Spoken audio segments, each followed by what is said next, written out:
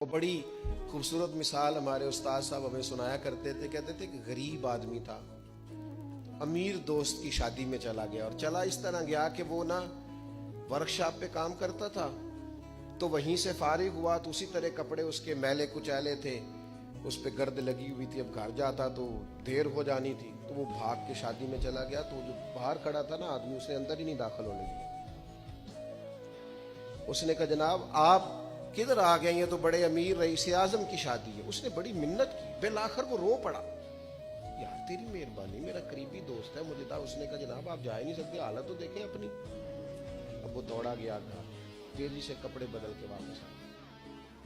شادی بالکل اینڈ پہ ہو چکی. اب جب وہ سوٹ بوٹ اور وہ مایا شایا اور وہ جناب اس کا لباس بڑا حسین, تب اس کے لیے خود سے دروازہ کھولا گیا. وہ اندر گیا تو ساتھ رو رہا ہے, اور ساتھ وہ ڈونگا لے کے نا سالن والا برتن, تو اس میں کبھی اپنا کرتا ڈالتا ہے, کبھی اپنا بازو ڈالتا ہے کرتے کا. لوگوں نے کہا یہ کیا کر رہے ہو؟ کہنے لگا یہ میری تو دعوت نہیں, یہ تو کپڑوں کی دعوت ہے.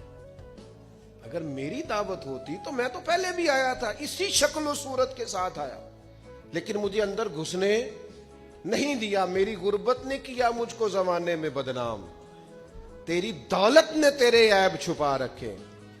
تو یہ تو ان کپڑوں کی دعوت ہے, میرے کپڑے بہترین پہنے ہیں تو مجھے گھسنے دیا ہے, لہذا کپڑے ہی روٹی کھائیں گے.